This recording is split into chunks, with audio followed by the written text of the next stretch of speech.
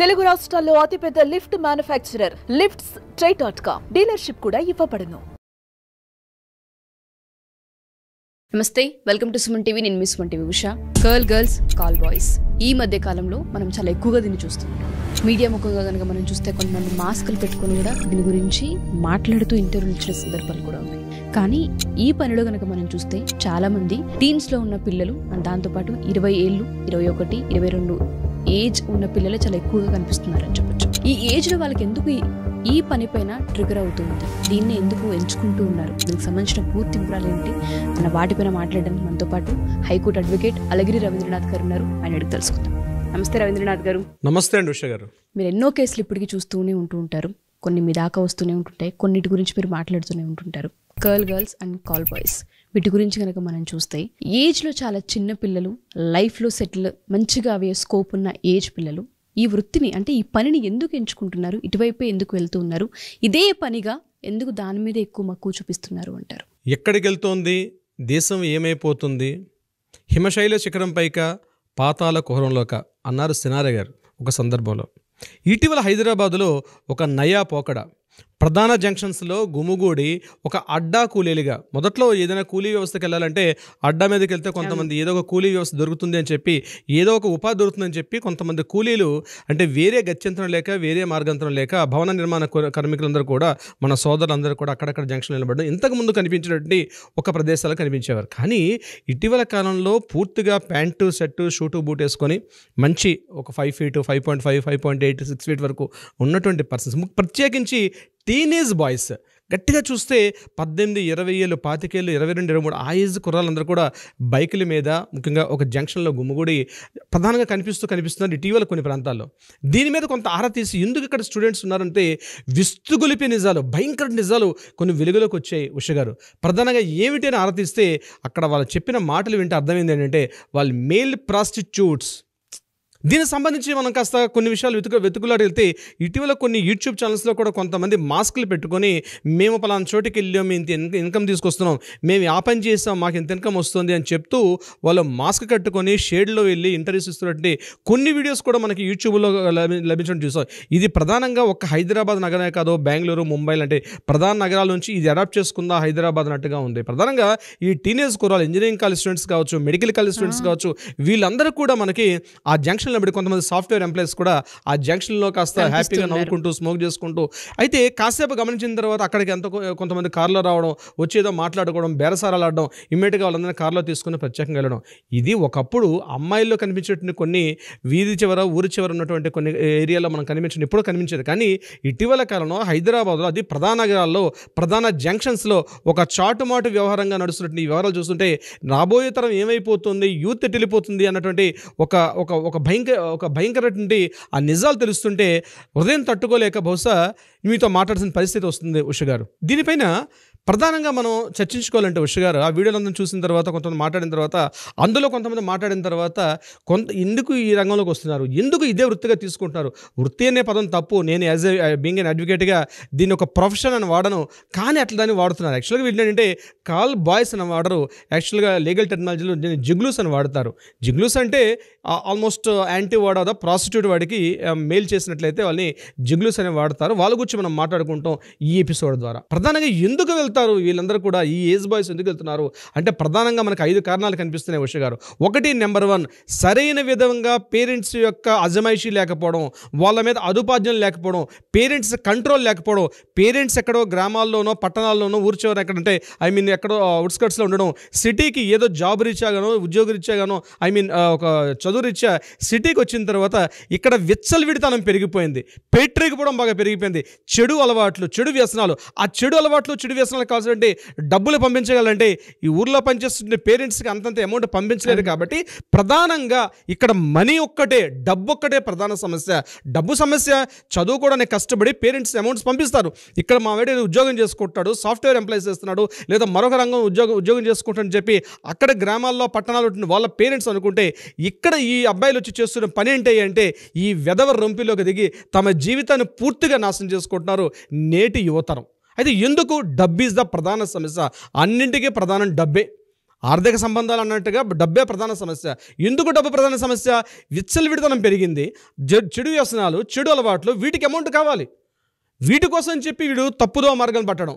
అంటే దీనికి కారణాలు ఏమైనా కావచ్చు, అది వేరే ఎపిసోడ్ చేస్తాం. ఎందుకు ఇలా అమ్మాయిలు ప్రవర్తిస్తున్నారని మనం వేరే ఎపిసోడ్ చేద్దాం. అబ్బాయిలు చేస్తున్నారు ఎందుకు ఈ రకంగా ప్రవర్తిస్తున్నారంటే ఒకటి ప్రధానంగా డబ్బు అనేది సమస్య.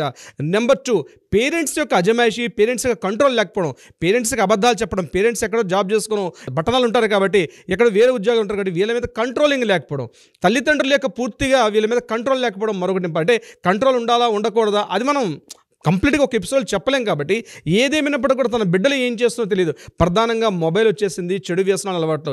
ఇంటికి వెళ్ళిన తర్వాత ఏమి తెలియనటువంటి ఒక రాముడు మంచి బాలులా కనిపించినప్పటికీ వాడు వెనకాల వాడు రావణాసుడు అవతారాలు చూస్తే మాత్రం జంక్షన్స్లో నిలబడుతుంటే, ముఖ్యంగా east west north south Yadagirigutta junction నుంచి మొదలు పెడితే గచ్చిబౌలి, మాదాపురి ప్రాంతాల్లో కూడా ఇదే రకంగా జరుగుతుంది, ముఖ్యంగా స్టూడెంట్స్. నెంబర్ 2 లవర్స్ని మెయింటైన్ చేయడం. నేను పదం వాడాను, లవర్స్, నాట్ లవర్. ఒక అమ్మాయితో ఉండరు, ఒక అమ్మాయితో ఉన్నట్టుగా నటిస్తూ నలుగురు అమ్మాయిలు మెయింటైన్ చేయాలి. మరి నలుగురు అమ్మాయిలు మెయింటైన్ చేయాలంటే వారి ముందు కాస్త హోదా, కాస్త అద్భుతం కనబడాలి కదా. మంచి మంచి బైక్స్ మెయింటైన్ చేయాలి, మంచి లావిష్గా బతుకుతున్నటువంటి ఒక లైఫ్ స్టైల్ చూపించాలంటే తప్పనిసరిగా దానికి మళ్ళీ డబ్బే కావాలి. సో లవర్స్ని మెయింటైన్ చేయడం అంటే చెడు వ్యసనాల్లో ఉన్నటువంటి తన ఆరోగ్యాన్ని పాటు చేసే చెడు అలవాట్లతో పాటు లవర్స్ని మెయింటైన్ చేస్తున్నటువంటి యువతనం. అంటే వాళ్ళకి లవ్ ఒక ప్రేమ అనేది ఒక ఎమోషనల్ అటాచ్మెంట్ ఉండదన్నమాట. ఏముంది ఈరోజు నేను డబ్బు ఉంటే నలుగురితో నేను మెయింటైన్ చేసుకోవచ్చు. ఆ నలుగురు కూడా అమ్మాయిలు కూడా అట్లనే ఉన్నారు. అమ్మాయిలు కూడా కమాన్ మాకేదో మా నిత్యావసరాలు ఆయన కంప్లీట్ చేస్తున్నాడు, మంచి మంచి డ్రెస్సులు కొనిపిస్తాడు, మంచి మంచి కావాల్సిన రిక్వైర్మెంట్స్ అన్నీ కూడా ఫుల్ఫిల్ చేస్తాడని చెప్పి అమ్మాయిలు కూడా అట్లనే తగలడ్డారు. సో డెఫినెట్గా ఏంటంటే వీడు ఏం చేస్తున్నాడు, 2-3 అమ్మాయిలు మెయింటైన్ చేయడం. ఈ లవర్స్ని మెయింటైన్ చేసే పనిలో పనిగా వాళ్ళు మెయింటైన్ చేయాలంటే డబ్బు సంపాదించాలి. ఆ డబ్బు సంపాదించాలంటే చెడు మార్గం తొక్కాలి. దానికి ఇదే ప్రధాన ఆదాయ వనరుగా తీసుకొని ఈ జంక్షన్ నిలబడడం కూడా ఒక పార్ట్గా మనం చెప్పొచ్చు. నెంబర్ 3 ప్రధానంగా అంటే ఆ ఏజ్ గ్రూప్లో ఉంటే టీనేజ్ దాటి అడాల్సెన్స్కి రావడం, ముఖ్యంగా హార్మోనల్ ఇంబ్యాలెన్స్ ఉండడం. అంటే అప్పుడప్పుడు వాడికి టెస్టోస్టెరాన్ బాడీలో రిలీజ్ అవ్వడం. అంటే నేను చెప్పేది కాస్త సాంకేతికంగా నేను చెప్తున్నాను. బాడీలో ఆ టెస్టోస్టెరాన్ ఎప్పుడైతే రిలీజ్ అవుతుందో బాడీలో వాడికి ఏదో చేసి ఇవ్వాలి. ఈ టైంలో కరెక్ట్గా వాడికి ఒక మిలిటరీలోనో లేకపోతే మరొక రంగంలో పెడితే మంచి వీరుడు సూడు అవ్వచ్చు. కానీ అన్ఫార్చునేట్గా ఈ రోజు వ్యవస్థలన్నీ కూడా వాడిని తప్పుదో పట్టిస్తున్నాయి. ఆ హార్మోన్స్లో వాడు చేయాల్సింది చేయకుండా వాడు అమ్మాయిలు కోరుకోవడం, ముఖ్యంగా అంటే ఒక ఫిజికల్ రిలేషన్స్ కోరుకోవడం. ఆ ఫిజికల్ రిలేషన్స్ రోజుకి ఒకసారి కాదు, రోజుకి 10 సార్లు, రోజుకి 7 సార్లు, రోజుకి 8 సార్లు, అది కూడా డిఫరెంట్ టేస్ట్ ఉండడం. అదొక మానసిక దౌర్బల్యం, అదొక మానసిక వైకల్యం. ఆ మానసిక వైకల్యం ఉన్నట్టుగా అనిపించకుండా నేనేదో పెద్ద హీరోని ఇలా రోజుకి 8 మందితోటో 9 మందితోటో 10 మంది చేస్తే నాలో పెద్ద హీరోయిజం లక్షణం అనుకుని ఆ లోపల ఏదైతే టెస్టోస్టెరాన్ రిలీజ్ అవుతుంటుందో ఆ ప్రాపర్గా దాన్ని కంట్రోల్ చేసుకునే మెథడ్, కంట్రోల్ చేసే సిస్టమ్ అనేది ఈరోజు సిస్టమ్స్లో లేకపోవడం వల్ల వాడు కంప్లీట్గా అంటే ఫ్రీడమ్ అనమాట. అంటే ఒక 17-18 ఏళ్ళు వచ్చేసరికి ఏమవుతుందంటే నేను పెద్ద హీరోని, నా తల్లిదండ్రుల కన్నా నేనే చాలా గొప్పవాడిని, డబ్బు సంపాదించాలి. సో ఆ టైప్ ఆఫ్ మైండ్ సెట్ రావడానికి కూడా మానసికంగా ఏం చెప్తుంది, సైన్స్ పరంగా ఏం చెప్తుంది అంటే వాళ్ళు రిలీజ్ అవుతున్న హార్మోనల్ ఇంబ్యాలెన్స్, అంటే హార్మోనల్ ఓవర్ రిలీజ్ అవ్వడం. ఎందుకు హార్మోన్ రిలీజ్ అవుతుంది? వాడు చేస్తున్న చెడు వ్యసనాలు. అంటే ఇట్ ఇస్ ఒక సైకిల్ అండి, ఒక వలయం ఇది. అంటే వాడు చేస్తున్న అలవాట్లకి ప్రత్యామ్నాయంగా వాడికి మందు అలవాటు ఉంటుంది. ఆ మందు, సిగరెట్స్ తాగడం వల్ల తెలియకుండానే అవి కాస్త ఇంట్లో బాడీలో ఉన్నటువంటి ఆ హార్మోన్స్ ప్రేరేపితం అవుతాయి. అంటే ఒకసారి షూటప్ అవుతాయి. డెఫినెట్గా వాటి రిక్వైర్మెంట్ కావాలి, వాటిని చల్లబరుచుకోవాలి. ముఖ్యంగా హత్యలు, మానభంగాలు చేయడానికి కూడా ప్రధానంగా ఇదే కారణం. అనేక చోట్ల మనం చూస్తున్నాం. సో హార్మోనల్ ఇంబ్యాలెన్స్ని కంట్రోల్ చేసుకోవడం, తన మీద తనకు ఒక కంట్రోల్ లేకపోవడం కూడా ఇదొక ప్రధాన కారణంగా చెప్పుకోవచ్చు ఉష గారు. సో ఉష గారు, ఇప్పుడు కారణాలు ఏవైనా సరే, ఈ కారణం వల్ల జరిగిందా, ఆ కారణం వల్ల జరిగిందా, ఏ కారణం వల్ల జరిగిందని కాకుండా వాడు పూర్తిగా చెడిపోయి భ్రష్టు పట్టిపోతున్నాడు. ఈరోజు తనకు కావాల్సిన తన రిక్వైర్మెంట్స్, ఇంకోటి మీరు చెప్తే ఆశ్చర్యపోతారు, మొన్న మెడికల్ ఏజెన్సీ వాళ్ళు కూడా రిపోర్ట్ చేస్తున్నారండి, వయాగ్రాస్ కూడా ఎక్కువగా వాటి యొక్క పర్చేజ్ అంటే వినియోగం ఇంతకుముందు మెడికల్ షాప్లో కంట్రోల్ ఉండేది. ఒక ట్యాబ్లెట్ 2 ట్యాబ్లెట్స్ ఏదో అవసరం ఉండేది. ఈరోజు ఆ ట్యాబ్లెట్స్ మీద కంట్రోల్ లేకుండా డ్రగ్ కంట్రోల్ బోర్డు వాళ్ళు రీసెంట్గా మొన్న ఒక రిపోర్ట్ రిలీజ్ చేశారు. దాంట్లో హైయెస్ట్గా రీసెంట్గా ఏంటంటే హైయెస్ట్ పర్చేజింగ్ కెపాసిటీ, వినియోగం చాలా ఎక్కువగా పెరిగిందట వయాగ్రాల యొక్క. వాడు ఇన్ని ట్యాబ్లెట్స్ కావాలి, అన్ని ట్యాబ్లెట్స్ 10 కావాలా 20 కావాలా డెఫినెట్గా ఇచ్చేయడం కూడా విచ్చలవిడతనంగా అవి ఇవ్వడం కూడా, అంటే కంట్రోల్ లేకపోయినప్పుడు కూడా వాడు లేని శక్తిని తెచ్చుకొని కూడా ఈ యొక్క పెడద్రోల పట్టడం కూడా ఒక విధంగా అది కూడా ఒక కారణం. అంటే నేను ఇప్పుడు చెప్తుంది ఏంటంటే కారణాలు ఏవైనప్పుడు కూడా అర్థం చేసుకోలేకపోతున్నాడు యూత్ ఈరోజు. అంటే చెబితే నువ్వు మాకు చెప్పే అంతటి వాడవా, ఎవరైనా చెప్పే ప్రయత్నం చేస్తే కూడా వాడు అర్థం చేసుకునే స్థితి కోల్పోయి వాడు ఒక రావణాసులుగా తయారయ్యే పరిస్థితి వచ్చేసింది. ఎందుకంటే కారణం ఏమైనప్పుడు కూడా కావచ్చు. ఈ పనిలో వీడు ఒక 5 years 6 years చేస్తాడు, కానీ అర్థం చేసుకోలేకపోతున్నాడు. కొద్ది రోజులకి తన ఆరోగ్యం ఏమైపోతుంది. ఒకవేళ భవిష్యత్తులో మ్యారేజ్ చేసుకునో లేకపోతే తన భార్యతోటి ఒక హ్యాపీయెస్ట్ మూమెంట్ని సోషల్ లైఫ్ని డీల్ చేయాలనుకుంటే దౌర్భాగ్యుడిగా మారిపోతున్నాడు. మానసిక దౌర్బల్యం ఒక్కడే కాదు, శారీరక దుర్బలత్వం కూడా వస్తుంది అనేటువంటి జ్ఞానం కోల్పోయి ఈరోజు వాడు విచ్చలు విడతాను మీడియా ముందుకు వచ్చి మాట్లాడడం ఏంటంటే వాడు ఏమైనా పెద్ద దేశానికి ఏమైనా పొడిచింది ఏంటి, లేకపోతే వాడు సమాజానికి చేసిన న్యాయం ఏంటి? మాస్కులు వేసుకొని అందజేశాను, ఇది చేశాను, నాకు అట్లా జరిగింది, నా డబ్బు అవసరం కోసం వేరే మార్గ గత్యంతరం. అరే అడుక్కోరా బాబు, లేకపోతే అంతేగా నువ్వెందుకు సమాజానికి చీడపురుగుగా తయారయ్యావు? ఇప్పటికే సమాజంలో ఈ ప్రాస్టిట్యూట్స్ అనే వ్యవస్థ మీద ఇప్పటికే సగానికి పైగా ఆడపిల్లల వ్యవస్థ దౌర్బల్యం పట్టేసింది. డెఫినెట్గా మీరు తప్పన్నా అవునన్నా కాదనుకున్న సమాజం ఉంది.